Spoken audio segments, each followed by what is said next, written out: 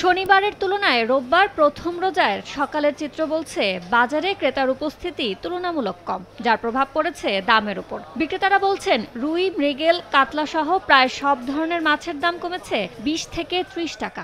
আমদানিটা ভালো, ক্রেতা কম। কেজিতে 60-70 টাকা, 80 টাকা, কোনো মাছ কেজিতে 100 টাকাও কমছে।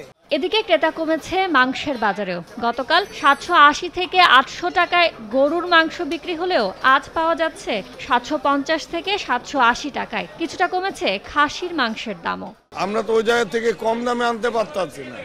এখন মনে করেন 60-70 এসে যাবে, একটু ক্রেতা যত কম থাকবে এত ডিফারেন্স কম থাকবে। গরু আপনার হাড় ছাড়া হচ্ছিল 900 করে নিচ্ছে।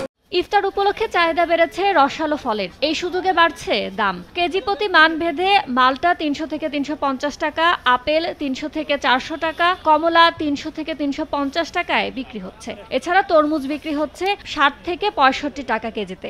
অনেক দাম দিয়ে তাও আমরা কিনতেছি। ঠিক আছে, আমরা চাই সব জিনিসের দাম একটু যেন কমে। প্রতিটা মালে কেজিতে 10 থেকে 20 টাকা বেশি।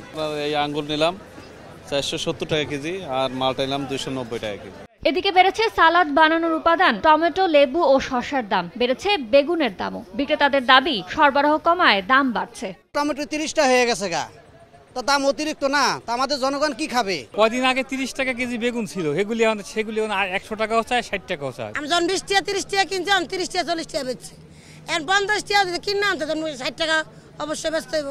এদিকে বাজারে পণ্যের সরবরাহ ও দাম স্বাভাবিক রাখতে রোববার সকালে কারওয়ান বাজারে তদারকি চালিয়েছে ভোক্তা অধিকার সংরক্ষণ অধিদপ্তর।